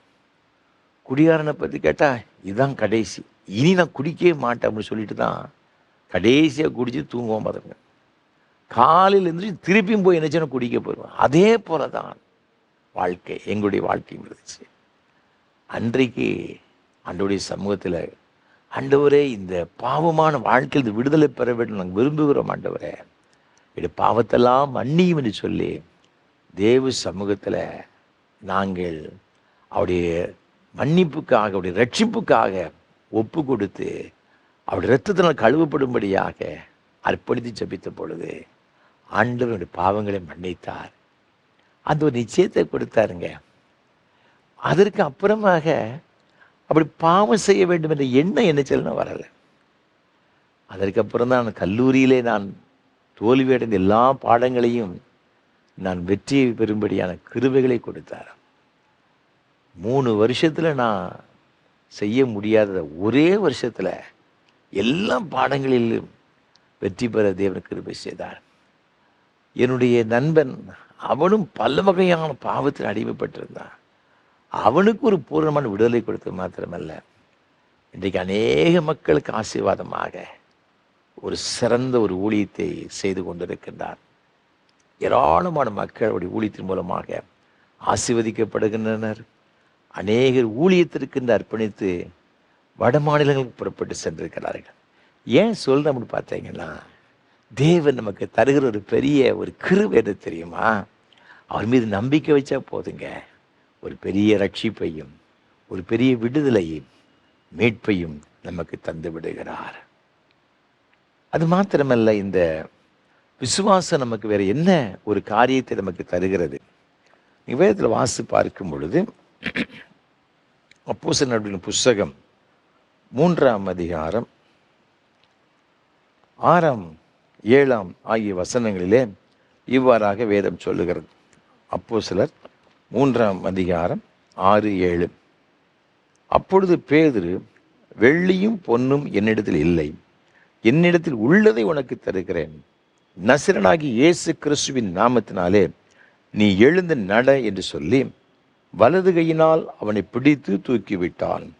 உடனே அவனுடைய கால்களும் கரடுகளும் பலன் கொண்டது. அவன் குதித்து எழுந்து நின்று நடந்தான். நடந்து குதித்து தேவரை துதித்து கொண்டு அவர்களுடனே கூட தேவாலயத்திற்குள் பிரவேசித்தான்.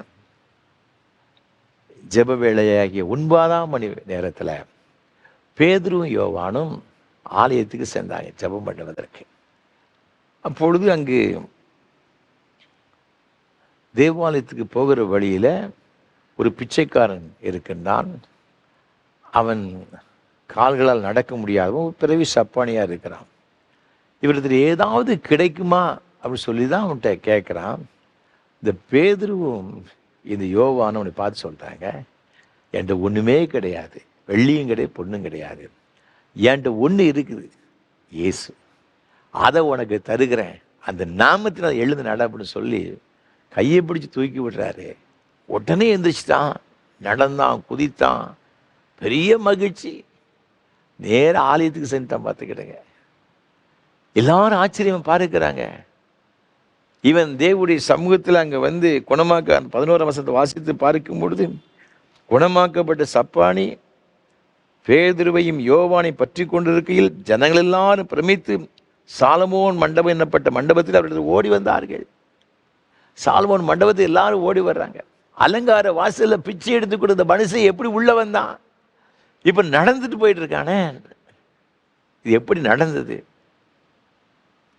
பேதுரு சொல்றார் 16ஆம் வசனத்தில், அவருடைய நாமத்தை பற்றி விசுவாசத்தினாலே, அவருடைய நாமமே நீங்கள் பார்த்து அறிந்திருக்கிற இவனை பலப்படுத்தினது.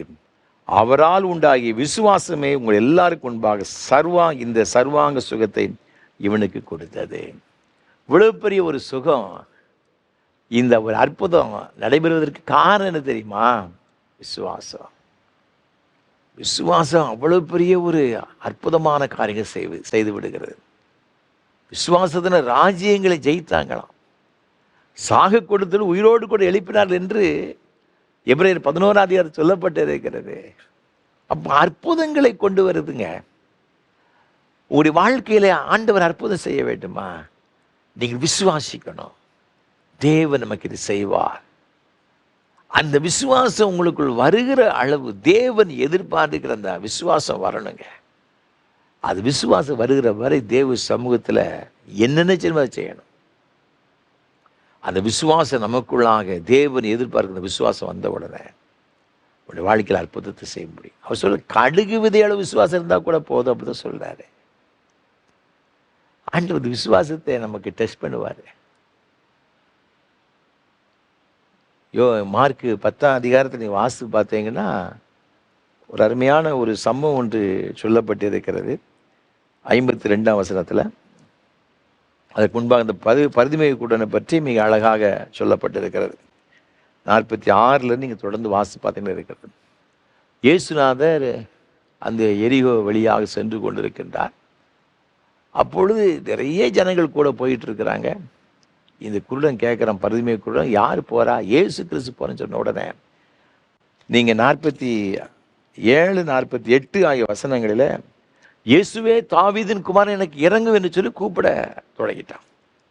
எல்லாரும் அவனை அதட்டுறாங்க, பேசாதன்னு சொல்லி சத்தம் போடுறாங்க. ஆனால் அவன் அதை பற்றி கண்டுக்கிடலை. மீண்டும் மீண்டும் கூப்பிடுகிறான். இவன் கூப்பிட சேர்த்து ஆண்டவர் கேட்காமலையா இருக்கும்? அவர் போயிட்டே இருக்கிறாரு. நீங்கள் அதுக்கு அடுத்த 48 வசனத்தை வாசித்து பார்க்கும் பொழுது, அவன் பேசாதிருக்கும்படி அநேகர் அவனை அதட்டினார்கள். அவனோ, தாவீதின் குமாரனே எனக்கு இறங்கு என்று முன்னிலும் அதிகமாய் கூப்பிட்டான். அப்போ கூப்பிட்டுக்கிட்டே இருக்கான். எல்லாரும் இப்போ என்ன சத்தம் போடுறாங்க, அவன் நிறுத்தவில்லை, அதிலும் அதிகமாக. அப்போ அவனுக்கு ஒரு நம்பிக்கை, விசுவாசம். இது ஒரு நல்ல ஒரு சான்ஸ் கிடைச்சிருக்குது. இனி இயேசு இந்த வழியை வருவாரா வரமாட்டார் தெரியாது.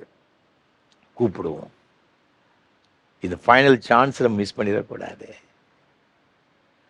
இவனுடைய விசுவாசம் என்ன செய்யுதுன்னு பார்த்தீங்கன்னா, நடந்து சென்று கூட இயேசுவை நிறுத்தியது. 49 வசனம் சொல்கிறது, இயேசு நின்றார். அவனை அழைத்து வர சொன்னார். அவனை கேட்குறவனுக்கு என்ன வேண்டும்? நான் பார்வையடைய வேண்டும். 52 வசனம் சொல்லுகிறது, இயேசு அவனை நோக்கி, நீ போகலாம், விசுவாசம் உன்னை ரட்சித்தது என்றார். உடனே அவன் பார்வையடைந்தவனாய் வழியிலே இயேசுவுக்கு பின் சென்றான். எவ்வளவு பெரிய ஒரு அற்புதமான ஒரு காரியத்தை ஆண்டவனுக்கு செய்திருக்கிறார் பாருங்க. விசுவாசம் வேணுங்க. அந்த விசுவாசம் நம்முடைய வாழ்க்கையில் அற்புதங்களை செய்கிறது. பெரும்பாலுள்ள ஸ்திரியை குறித்து வேதத்தில் சொல்லப்பட்டிருக்கிறது. 12 வருஷமாக அவளுக்கு அந்த பிரச்சனை இருந்துச்சு. மார்க் 5ஆம் அதிகாரம் 27, 29, லூக்கா 9, 43, 44 வசனம் வாசித்து பார்க்கும் பொழுது எவ்வளவோ செலவழித்தும் ஒரு பிரச்சனை கூட சுகம் கிடையாது. அந்த பெரும்பாலோட ஸ்திரீ ஆண்டவை பற்றி கேள்விப்பட்டு ஆண்டோடைய வஸ்திரத்தின் ஓரத்தை தான் அவள் தொடுறா. உடனே அவளுக்கு சுகம் கிடைக்கிறது. உடனே அவளுக்கு சுகம். இன்ஸ்டன்ட் ஹீலிங் பார்த்துக்கிடுங்க. பெரிய சந்தோஷம். ஆண்டவர் சொல்லுவார், என்னை தொட்டது யார்? ஐயா நான் தான் ஆண்டவரே. ஆண்டு என்ன சொல்ல அவளை பார்த்து, மகளே விசுவாசம் ஒன்று ரட்சித்தது, சமாதானத்தோடு போ. இந்த விசுவாசத்துக்கு அவ்வளோ பெரிய வேல்யூ இருக்குங்க. அவ்வளோ பெரிய ஒரு எஃபெக்ட் இருக்குது. சாதிக்க முடியாதை சாதித்து காட்டுவது விசுவாசம். விசுவாசம் உள்ளவர்களை பார்த்து ஆண்டவர் அவர்களை கனப்படுத்துகிற ஆண்டவருங்க. என் மகன், என் மகா என் மீது அவ்வளோ நம்பிக்கை வச்சிருக்கிறா, அவளை வெட்கப்படுத்த மாட்டேன், எல்லாத்துக்கும் நான் தலை நிமிர்ந்து நடக்கணும் அப்படின்னு தான் ஆண்டவர் நினைப்பாரு. ஏன்னா நாம் அவர் மேல் நம்பிக்கை வச்சிருக்கிறோம்ல. அந்த நம்பிக்கை ஒரு நாள் அவர் நினைச்ச மாட்டார்னா கனவீனப்படுத்த மாட்டாருங்க. கனவீனப்படுத்த மாட்டார். அதை அவர் ரெக்கக்னைஸ் பண்ணுவார். உங்களை கண்டிப்பாக உயர்த்துவார். அற்புதங்கள் நம்முடைய வாழ்க்கையில் செய்வார். சிடி ஸ்டட்னு சொல்லப்பட்ட ஒரு பெரிய ஒரு தேவ மனிதர் நம்முடைய இந்திய பகுதியில் ஆரம்ப காலத்தில் ஊழியம் செய்தார். கொடைக்கானல் பகுதியில் வந்திருக்கிறார். பிறகு அதை தொடர்ந்து அவர் ஆப்பிரிக்கா தேசத்துக்கு சென்றார். 2 கண்டமாகி ஆப்பிரிக்கா தேசத்துக்கு. சின்ன ஒரு குடிசையில் வாழ்ந்து கொண்டிருந்தார். எலக்ட்ரிக்கல் அந்த எந்த விதமான வசதிகளும் கிடையாது. சின்ன ஒரு அரிக்கல் லைட்டை வச்சு மண்ணெண்ணெய் விளக்கு வச்சு தான் அவர் அங்கே இருந்தார், ஊழியம் செய்து கொண்டிருந்தார். ஒரு நாள் அவருக்கு பயங்கரமான வயிற்று வலி, தாங்க முடியல. பார்த்துக்கிடுங்க, என்ன செய்யணும் ஒன்றுமே ஓடுறேன். ஆண்டவரே இயேசுவே இயேசுன்னு துடித்து கொண்டிருந்தார். இப்போது போல அப்பொழுதெல்லாம் மருத்துவ வசதியில் அதிகமாக கிடையாது. அது 2 கண்டம் அங்கே என்ன இருக்கும்? அவருக்கு ஒரு வசனம் ஒன்று ஞாபகம் வந்தது. யாக்கோபு நிருபம் 5ஆம் அதிகாரத்தில் 14ஆம் வசனத்தில் ஒரு அருமையான ஒரு வசனம் இருக்குது. உங்களில் ஒருவன் வியாதியாயிருந்தால், வியாதிப்பட்டால் அவன் சபையின் மூப்பர்களை வரவழைப்பானாக. அவர்கள் கர்த்தருடைய நாமத்தினாலே அவனுக்கு எண்ணெய் பூசி அவனுக்காக ஜெபம் பண்ண கடவர்கள். அப்பொழுது விசுவாசமுள்ள ஜெபம் பிணியாளி ரட்சிக்கும், கர்த்தர் அவனை எழுப்புவார். இந்த வசனம் அவருக்கு ஞாபகம் வந்துச்சு. உடனே தன்னோடு கூட இருந்து அவருடைய மருமகன் கூட இருந்தார். அவர் பார்த்து சொல்றாரு, தம்பி எனக்கு எண்ணெயை கொண்டான், இப்போ உடனே என் தலையில் எண்ணெயை பூசி ஜெபம் பண்ண அப்படின்னு சொல்றாரு. அவர் துடித்து கொடுத்து அந்த வலியில் இவனுக்கு எண்ணெயை தேடி பார்க்குறான், எங்கே கிடக்குன்னே தெரியல. பார்த்துக்கிடுங்க. அவன் சொல்கிறான், எண்ணெய் இல்லை, காலி ஆயிடுச்சு. அப்போ என்னப்பா இருக்குது? இந்த அரிக்கன் லைட்டு எரிய வைப்பதற்காக இருக்க மண்ணெண்ணெய் தான் இதுக்கு கொஞ்சம் போல, அதையாவது கொண்டான். பாட்டோடு கொண்டு வர அவரே எடுத்து தலையில் அப்படியே ஊற்றி அவரே தலையில் கை வச்சு அவரே ஜெபம் பண்ண ஆரம்பிச்சாரு. ஆண்டவரே நான் விசுவாசிக்கிறேன், எண்ணெய் ஊற்றி எண்ணெய் வச்சு ஜெபம் பண்ண சுகமாக்குவேன்னு சொன்னார். எனக்கு இப்போ வலி பயங்கரமாக இருக்குது, நான் இரவில் தூங்கணும், நாளைக்கு ஊழியம் செய்யணும், ஆண்டவரே சுகமாகும். போராடினார் அவர். அது என்ன எண்ணெயோ அந்த மண்ணெண்ணெய் சரி எந்த எண்ணெய் தான் ஆண்டு சொல்லியிருக்கிறாரு, அதை வச்சு அப்படி ஜெபம் பண்ணார். ஒரு 1/2 மணி நேரத்தில் அப்படி வயிற்றுலேருந்து அந்த ஸ்டோன் ஃபார்ம் ஆயிடுச்சு. அதனால அவருக்கு வலி அப்படியே வெளியே வந்து விழுந்துச்சான். அவருடைய புத்தகத்திலே நான் வாசித்தேன். அன்பான ஆண்டவருடைய பிள்ளைகளே, விசுவாசம் சாதாரணமானது கிடையாதுங்க. அது நம்முடைய உள்ளத்தில் இருக்கணும். அது ஒரு பூரணமான ஒரு விசுவாசமாக இருக்கணும். அந்த விசுவாசம் இருக்கும் என்று சொன்னால் மலையை பார்த்து பெயர்ந்து கடல் நடப்படுவேன்னு சொன்னால் அப்படியே போயிடுமா. விசுவாசத்துக்கு ஆண்டவர் அவ்வளோ ஒரு மதிப்பு கொடுத்து வச்சிருக்கிறாரு. அந்த விசுவாசம் நமக்கு இருக்கிறதா யோசித்து பாருங்க. விசுவாசம் வேண்டும், கிறிஸ்துவில் விசுவாசம். கடைசியாக நான் ஒன்றை சொல்லி நிறைவு செய்ய விரும்புகிறேன். இந்த விசுவாசம் வேறு என்ன ஒரு காரியத்தை செய்கிறது? இந்த யோவான் 14ஆம் அதிகாரம் 1ஆம் வசனம் சொல்கிறது பாருங்க. உங்கள் இருதயம் கலங்காதிருப்பதாக, தேவனிடத்தில் விசுவாசமாக இருங்கள், என்னிடத்தில் நினைச்சிங்க விசுவாசமாக இருங்க. அப்போ கலக்கத்தோடு கூட இருக்கிறவர்கள் உடைய கலக்கங்களை மாற்றுகிறது என்னது அப்படின்னு பார்த்தீங்கன்னா விசுவாசம். ஒருவேளை நீங்கள் உங்களுடைய குடும்பத்தை பற்றி சில கலக்கங்கள், தேவையில்லாத பயங்கள் இருக்கலாம். உங்களுடைய தொழிலை குறித்து சில பயங்கள் இருக்கலாம். இது என்ன நடக்குமோ என்று சொல்லி, எதிர்காலத்தை குறித்து, பிள்ளைகளுடைய வாழ்வை குறித்து, இல்லை ஏதோ உங்களுடைய வியாதியை குறித்து, ஏதோ ஒரு தேவையை குறித்து நீங்கள் பயத்தோடு கூட கலக்கத்தோடு கூட நீங்கள் தைரியம் இழந்தவர்களாய் கூட இருக்கலாம். அவர் சொல்வார், உங்கள் இருதயம் கலங்காதிருப்பதாக, தேவனிடத்தில் விசுவாசமாக இருங்க, என்கிட்ட விசுவாசமாக இருங்க, நான் உங்களை திக்கற்றவர்களாக விடேன். தானியேல் தீர்க்கதரிசன புஸ்தகத்தின் வாசிப்பார் 3ஆம் அதிகாரத்தில் நேபுகாத்நேச்சர் ஷாத்ராக் மேஷக் ஆபேத்நேகோ என்பதை பார்த்து சொல்கிறான். நீங்கள் 14ஆம் வசனத்தை வாசி பார்க்கும்போது சொல்கிறான், அவன் நிறுத்தின 60 அடி உயரம் 6 முழ அகலம், அதை பொறிச்சலையே நீ என்ன செய்யனா வணங்கணும். எக்காலம், நாகசுரம், கிண்ணறம், வீணை, சுரமண்டலம், தம்புரு முதலிய கீத வாத்தியங்களெல்லாம் வாசிக்கும் பொழுது தாழ விழுந்து வணங்கணும். இல்லாவிட்டால் எரிகிற அக்கினி சூழலே போடப்படுவான். ஆனால் இவங்களை பாருங்க, அதை பார்த்து கொஞ்சம் கூட பயப்படல. அவன் சொல்கிறான் 17ஆம் வசனத்தில், நாங்கள் ஆராதிக்கிற எங்களை தேவன் எங்களை தப்புவிக்க வல்லவராக இருக்கிறார். அவர் எரிகிற அக்கினி சூளைக்கும் ராஜாவாகிய உம்முடைய கைக்கும் நீங்களாக்கி விடுவிப்பார். அப்போ எவ்வளோ ஒரு விசுவாசம் இருந்தால், நம்பிக்கை இருந்தால் சொல்லியிருப்பான் பாருங்க. நாங்கள் ஆராதிக்கிற தேவன் எங்களை தப்புவிக்க வல்லவராக இருக்கிறார். என்னையா பெரிய ஆளாயா, இந்த அக்கினி சூளைக்கும் தப்புவிப்பார், அதுலேருந்து தப்பிச்சா உங்கைக்கு தப்புவிப்பதற்கு ஆண்டு வல்லவராக இருக்கிறாரு.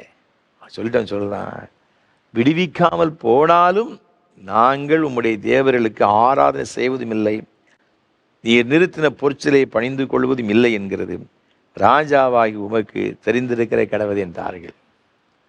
எங்கள் ஆண்டவர் என்னை விடுவிக்க வல்லவர், எனக்கு முழு நம்பிக்கை இருக்கு, விசுவாசம் இருக்கு. அவர் விடுவிக்காவிட்டாலும் கூட அவர் மேல் உள்ள விசுவாசத்தை நினைச்ச மாட்டேன், விளக்க மாட்டேன். நான் சாகிறதுக்கு ரெடியாக இருக்கிறேன். என் ஆண்டு மேல் நான் அவ்வளோ நம்பிக்கை நினைச்சிருக்கேன்னா வைத்திருக்கிறேன். அந்த நம்பிக்கை அவனை வெட்கப்படுத்தலை. 7 மடங்கு சூளை அதிகமாக்கினா இவனை கொண்டு போனவங்க, அவன் இந்த தீயின் வெப்பத்தினால் அவங்க மரித்து போனாங்க, உள்ளே போட்டாங்க. இது தூரத்தில் ராஜா பார்க்கிறான், அங்கே 4 பேர் உலாவி கொண்டு வருகிறாங்க, தேவ சாயலை போல் இருக்கிறாங்க. அவன் கூப்பிடுறான், ஷாத்ராக் மேஷக் ஆபேத்நேகோ என்பவர்களை வெளியே வாங்க. வெளியே வருகிறான். அவன் சொல்கிறான், இவருடைய தெய்வத்தை போல ஒரு தேவன் யாருமே கிடையாது. அவன் ஓப்பனாக டிக்ளேர் பண்ணுறாங்க, நாட்டில் நம் விசுவாசத்திற்காக நம்ம கரையும் செலுத்தவும் நாம் தயாராக இருக்கும் பொழுது நம் மூலமாக ஆண்டவரை நாம் மகிமைப்படும். இவரே கிறிஸ்து, இவரே இரட்சகர், இயேசுவை மீட்பர் என்பதை எல்லா மக்களும் அறிந்து கொள்ளும்படியாக நம் மூலமாக அற்புதமான காரியங்கள் செய்வதற்கு தேவன் வல்லவராக இருக்கிறார். ராஜாவின் உத்தரவை கண்டு கேட்டு இந்த 3 வாலிபர்களும் பயப்படலைங்க, அதேரியப்படலை, கலக்கம் அடையவில்லை, வேதனை அடையவில்லை, தைரியமாக இருந்தாங்க.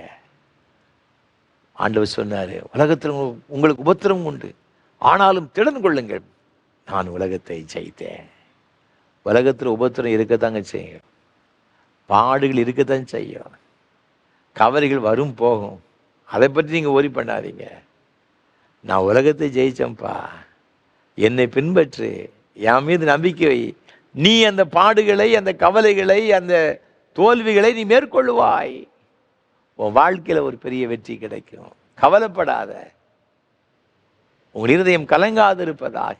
எந்தெந்த காரியத்தின் மீது நீங்கள் வேதனைப்பட்டு கொண்டிருக்கிறீர்களோ, கவலைப்பட்டு கொண்டிருக்கிறீர்களோ, அதரியப்பட்டு கொண்டிருக்கிறீர்களோ, கலக்கம் அடைந்திருக்கிறீர்களோ, கவலைப்படாதீர்கள். நம் ஆராதிக்கிற ஆண்டவர் ஜீவனுள்ள ஆண்டவர். மரித்தேன் ஆனாலும் இதோ சதா காலங்களிலும் உயிரோடு கொண்டிருக்க சொன்ன ஆண்டவர் இன்றைக்கும் அசைவாடி கொண்டிருக்கின்றார். இரும்பு தாழ்பால் உடைத்து வெண்கல கதவுகளை உடைத்து இருமுதல் முறிக்கிற ஆண்டவர், அந்த காலத்தில் இருக்கிற பொக்கிஷங்களை நமக்கு கொடுக்கிற ஆண்டவர் இன்றைக்கு நம்மோடு கூட இருக்கிறார். நீங்கள் எப்படிப்பட்ட நிலைமையில் இருந்தாலும் நீங்கள் இருக்கிற நிலைமையிலிருந்து உங்களை மாற்றி தூக்கி எடுத்து நிறுத்துவதற்கு அவர் வல்லமுள்ள தேவனாக இருக்கிறார். மனம் கலங்காதருங்க. நமக்கு தேவை விசுவாசம். இந்த விசுவாசம் எப்படி வரும் தெரியுமா?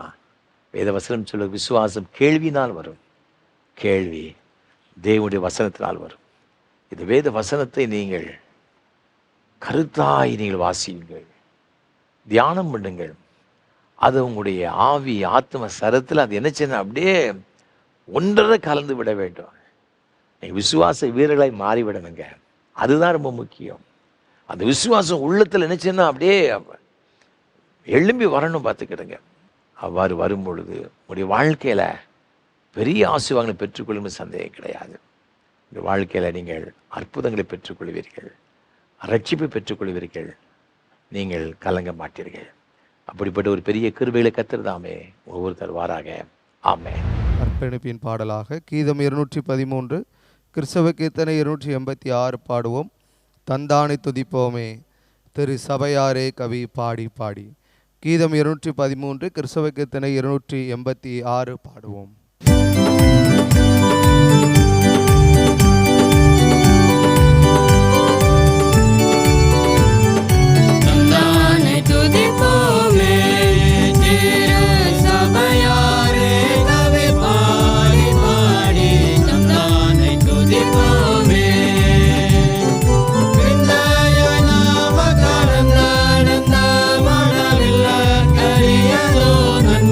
மிக மிக விண்ணா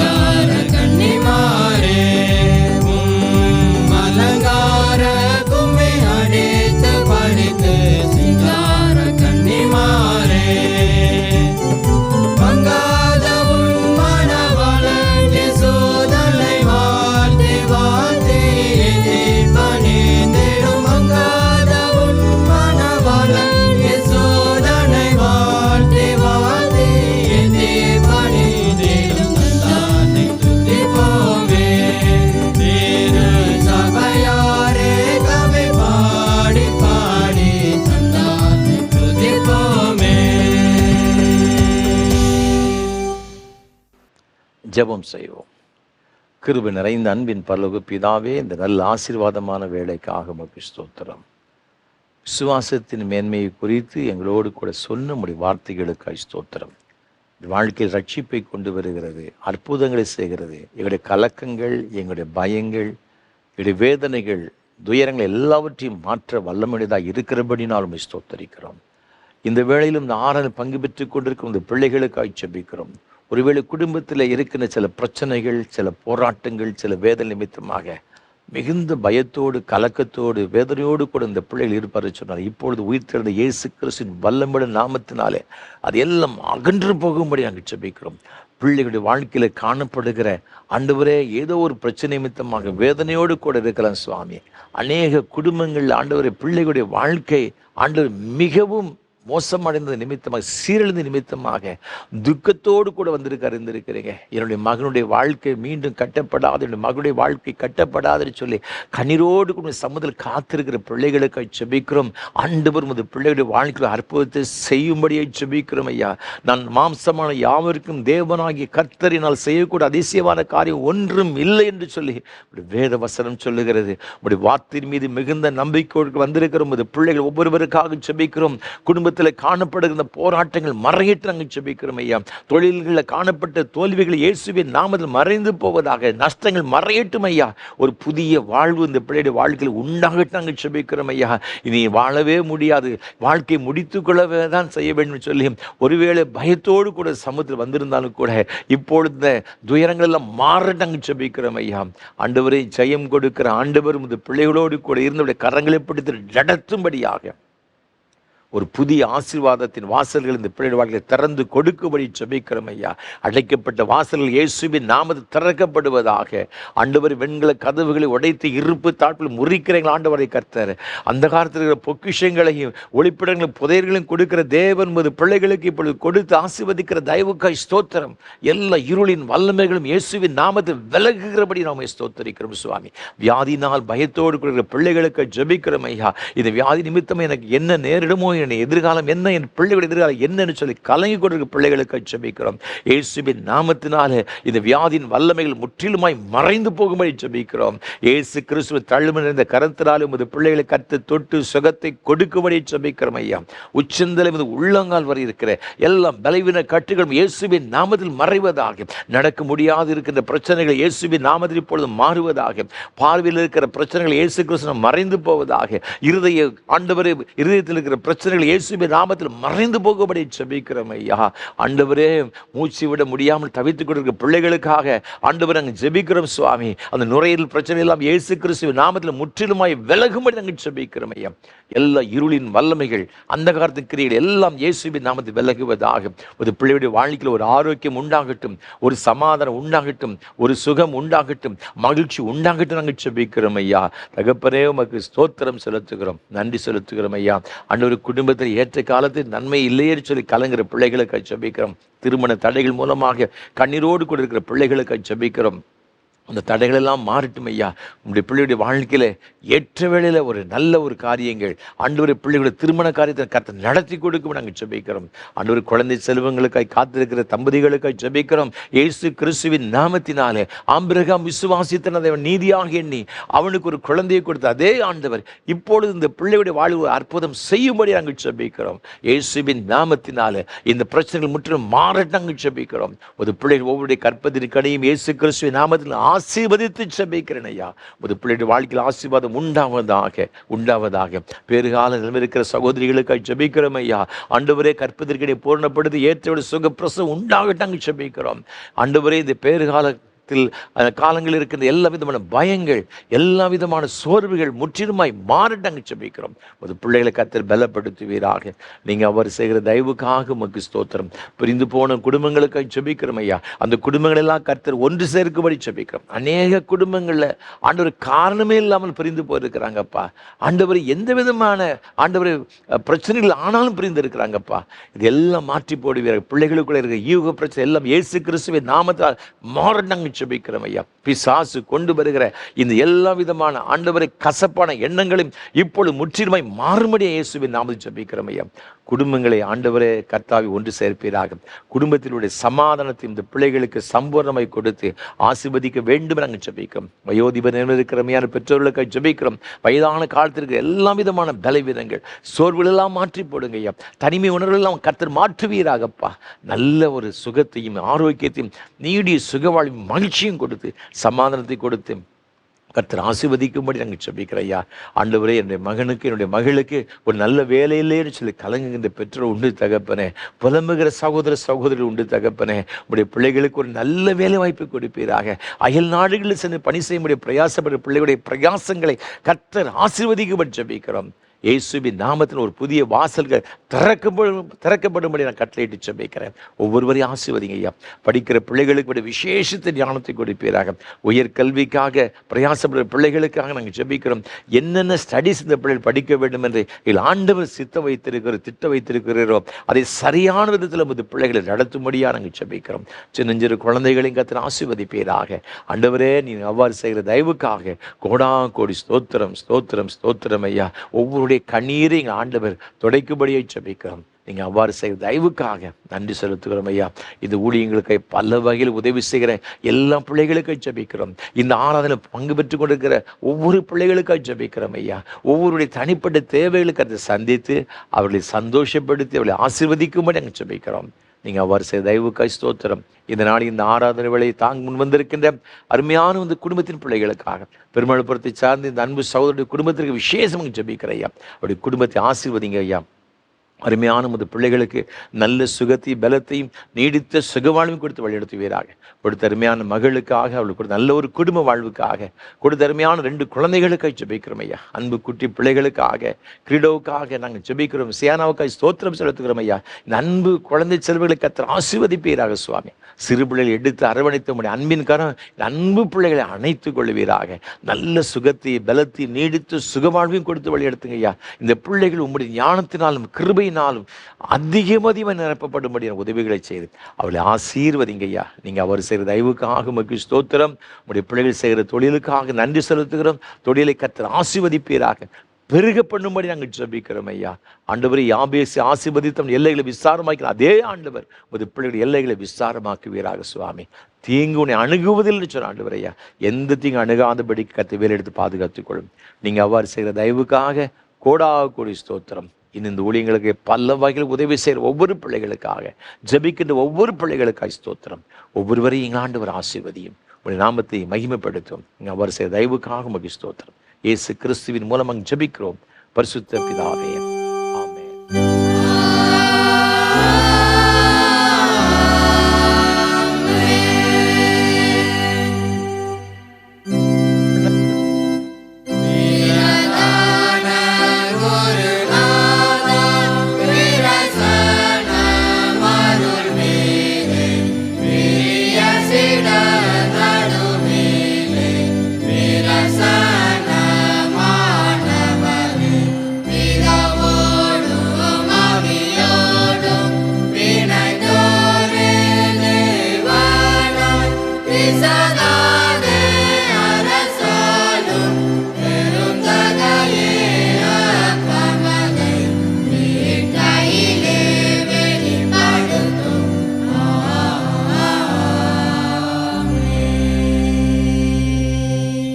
கர்த்தர் உங்களோடு இருப்பாராக.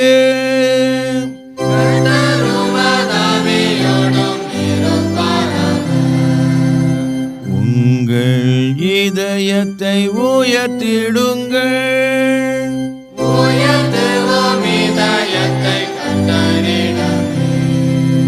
ஸ்தோத்திரம் செலுத்துவோம் தேவனுக்கே.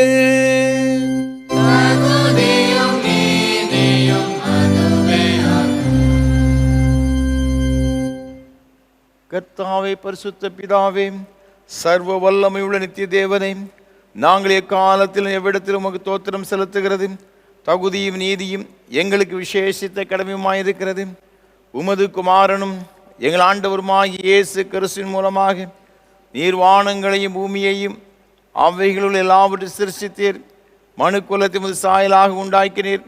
நாங்கள் பாவத்தில் விழுந்தபோது புது சிருஷ்டி முதல் பலனாக நீர் எங்களை மீட்டு கொண்டீர்.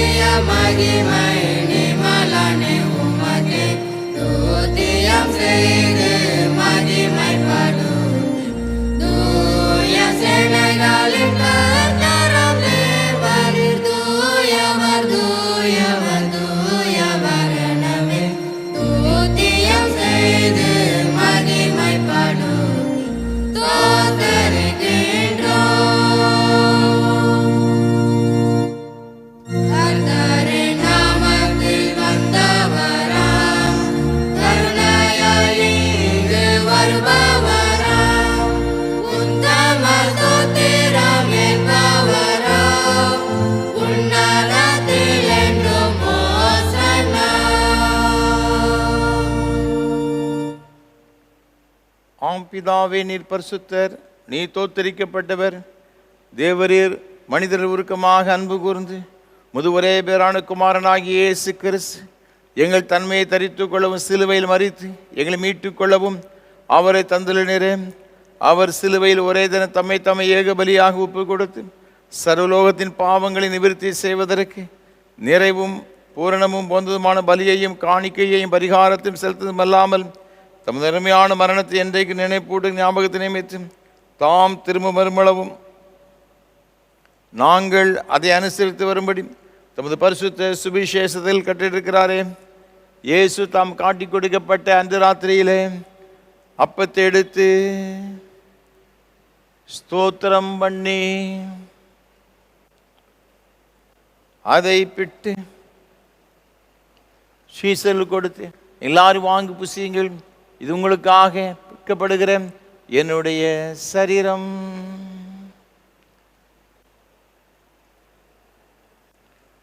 என்னை நினைவுறும்படி செய்யுங்கள் என்றார். அப்படி ராம்போஜன பண்ணின பாத்திரத்தை எடுத்து ஸ்தோத்திரம் பண்ணி அவர்களுக்கு கொடுத்து, நீங்கள் எல்லாரும் இதில் பானம் பண்ணுங்கள், இது பாவ மன்னிப்பு உண்டாமணி உங்களுக்காக அநேகருக்கு சிந்தப்படுகிற புது உடன்படிக்கைக்குரிய என்னுடைய இரத்தம். இதை பானம் பண்ணும் பொழுதெல்லாம் என்னை நினைவு கூறும்படி இதை செய்யுங்கள் என்று திருவுளம் பற்றினார்.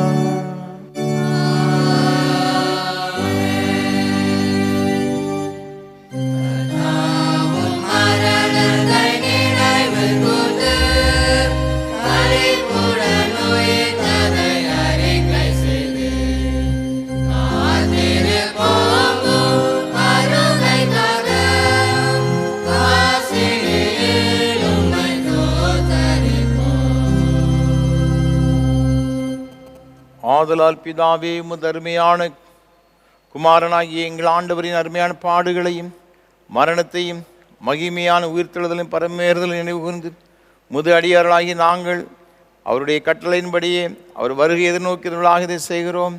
அவர்கள் நீர் எங்களுக்காக நிறைவேற்றின பூரண மீட்புக்காக உமக்கு நன்றி செலுத்துகிறோம்.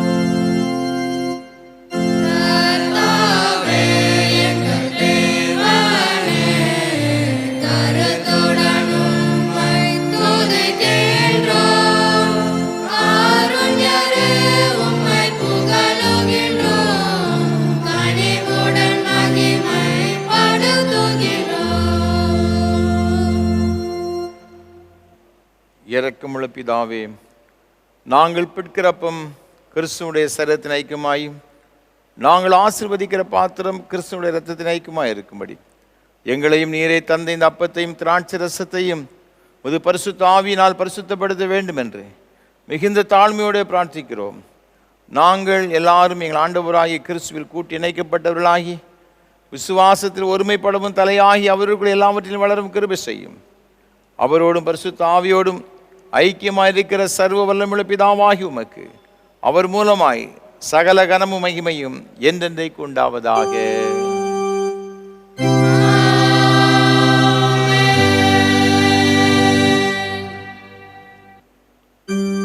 பரமண்டலங்கள் இருக்கிற எங்கள் பிதாவே, உம்முடைய நாமம் பரிசுத்தப்படுவதாக. உம்முடைய ராஜ்யம் வருவதாக. உம்முடைய சித்தம் பரமண்டலே செப்படி போல பூமியிலே செப்படுவதாக. அன்றாட எங்களுக்கு இன்று தாரும். எங்களுக்கு விரோதமாய் குற்றம் செய்கிறவர்களுக்கு நாங்கள் மன்னிக்கிறது போல எங்கள் குற்றங்களை எங்களுக்கு மன்னியும். எங்களை சோதனைக்கு பிரவேசிக்க பண்ணாமல் தீமையில் எங்களை ரட்சித்துக் கொள்ளும். ராஜ்யம் மகிமையும் மகிமையும் என்றென்றைக்கும் உள்ளதே.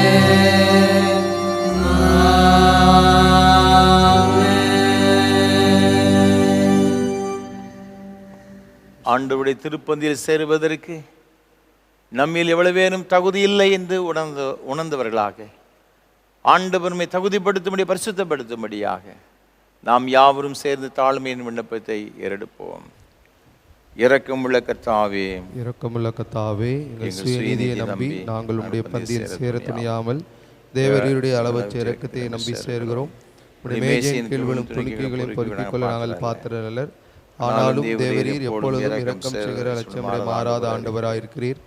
ஆகையால் கிருபையுள்ள கர்த்தாவே, உமது அருமையான குமாரனாகிய இயேசு கிறிஸ்துவின் விலைமதியான இரத்தத்தாலும் எங்கள் பாவமுள்ள சரீரமும் ஆத்மாவும் சுத்தமாய் எப்பொழுது நாங்கள் அவருக்குள்ளும் அவர் எங்களுக்குள்ளும் வாசமாய் இருப்பதற்கு ஏற்ற விதமாய் சரீரத்தை புசித்த இரத்தத்தை பானமனைகளுக்கு கிருபை செய்தருளும். ஆமென். நாம் பிற்கிற அப்பம் கிறிஸ்துவின் சரீரத்தின் ஐக்கியமா இருக்கிறது அல்லவா?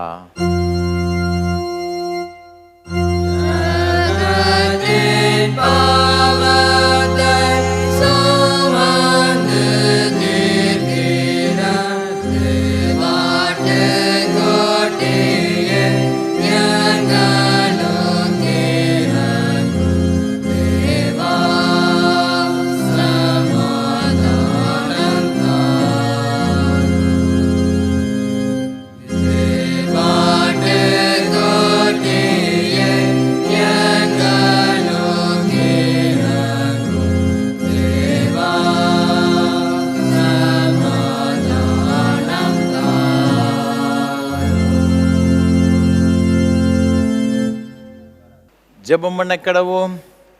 கிறிஸ்துவின் சரீரமும் இரத்தமுமாகிய சாக்கிரமத்தை விசுவாசத்தினால் பெற்றுக்கொண்டவர்களாகி நாம் அவருக்கு தோத்திரம் செலுத்துவோமாக. சர்வ வல்லமை உள்ள கடவுளே, சர்வ வல்லமையுள்ள கடவுளே, பரமபிதாவே, உமது நேசகுமாரனும் ஆண்டவருமாகிய இயேசு கிறிஸ்துவுக்குள் எங்களை உமது பிள்ளைகளாக ஏற்றுக்கொண்டு அவருடைய விலைமதியாத திரு சரீரமும் இரத்தமுமாகிய ஞான ஆகாரத்தால் எங்களை திருப்தியாக்கியிருக்கிறீர். எங்கள் பாவங்களை மன்னித்து என்றுமுள்ள வாழ்வை எங்களுக்கு வாக்கு பண்ணியிருக்கிறீர். அளவிடப்படாத இந்த நன்மைகளுக்காகவும் மெய்சோத்தரிக்கிறோம். சரீரமும் ஆத்துமாவுமாகிய எங்களை தூய உயிருள்ள பலியாகவும் உமக்கு படைக்கிறோம். இதுவே நாங்கள் செய்யும் உள்ளார்ந்த வழிபாடு. நாங்கள் இந்த உலகத்தின் போக்கின்படி ஒழுகாமல் கடவுளின் திருவுளம் எது என தேர்ந்தெடுக்க எங்கள் உள்ளம் புதுப்பிக்கப்பெற்று மாற்றமடைய அருள் புரிவீராக. கடைசியில் நாங்கள் உமது இறைமக்கள் அனைவரோடும் உமது என்றுமுள்ள அரசின் மகிழ்ச்சியை பெறத்தக்கதாக இவ்வுலகில் உமக்கு கீழ்ப்படிந்து நடக்க அருள் புரியும். உம்மோடு தூய ஆவியானவரோடும் ஒரே கடவுளாய் என்றென்றும் வீச்சிருந்த ஆளுகை செய்யும் எங்கள் ஆண்டவர் இயேசு கிறிஸ்து மூலமாய் வேண்டிக் கொள்கிறோம். ஆமென்.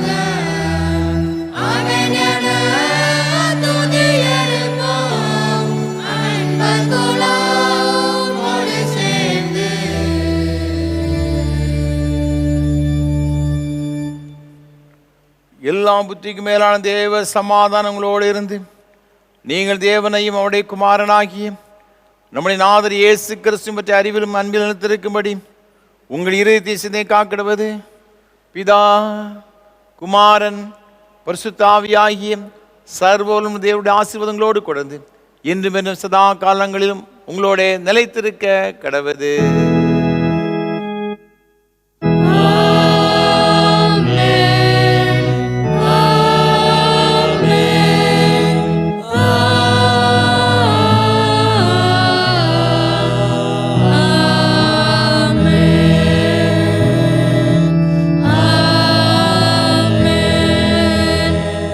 நிறைவு கீதமாக கீதம் 592 பாமாலை முடிவு கவிகள் 4 பாடுவோம். தெய்வ ஆசீர்வாதத்தோடே அடியாரை அனுப்பும். கீதம் 592 பாமாலை முடிவு கவிகள் 4 பாடுவோம்.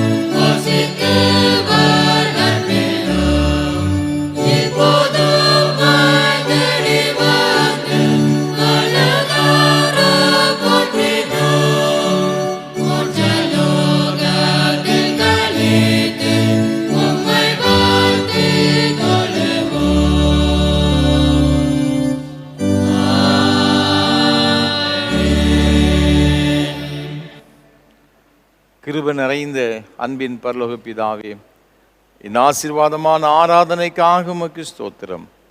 ஆண்டவர் மத்தியிலே எழுந்தருளி உம்முடைய கிருபையினாலும் அளவற்ற அன்பினாலும் எங்கள் ஒவ்வொருவரை நிறைத்தீரே, எங்களை ஆசீர்வதித்தீரே, அதற்காக ஸ்தோத்திரம்.